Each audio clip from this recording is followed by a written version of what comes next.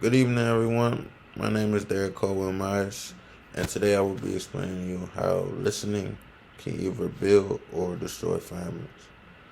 Listening is a key primary to all relationships. It's in almost everything we do, in school, work, our communities, our hobbies, everything you do when there's people around, anything involving people, you have to be able to listen. And to be able to listen, you have to be able to pay attention.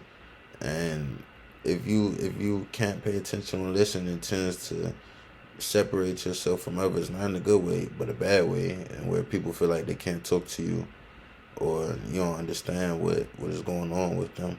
But I just feel like making sure listening is better, like and overall, if you make sure listening is better in your household, you will see that in your household everything get easier. In my household, I made sure listening was better.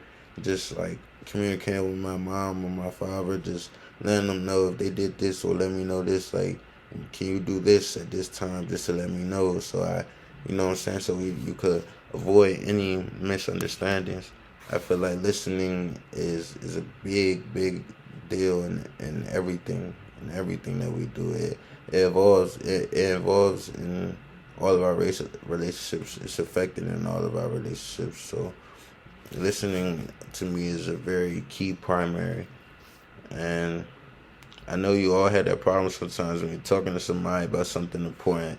They might not hear you, and they get mad later because you feel like you didn't tell them or that you weren't listening.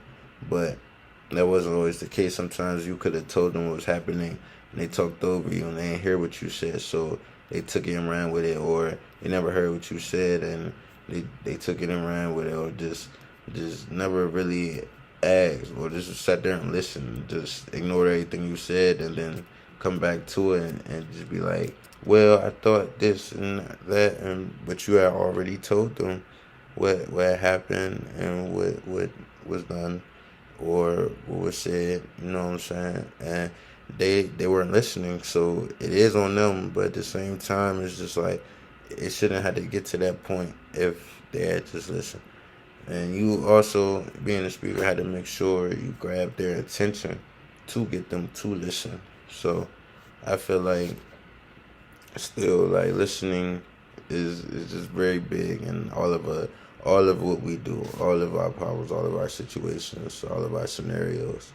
Um, Situations like that though are so common in different settings, but they could very be different, but get the same outcome of hostility or confusion or just misunderstanding this. And according to a survey, 96% of people think they are good listeners, and that's a lot of people. But yeah, only half of those that 96% can retain about half of what they said. So I just feel like um, listening it's gonna take a while to get better for everybody, but listening can get better. I feel like the act of listening to our relational partners provides support, and which is an important part of our relational maintenance and helps us meet our relational skills. Overall, improving our listening skills can help us be better students, better relationship partners, and more successful professionals.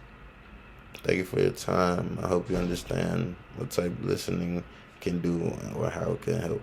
Thank you.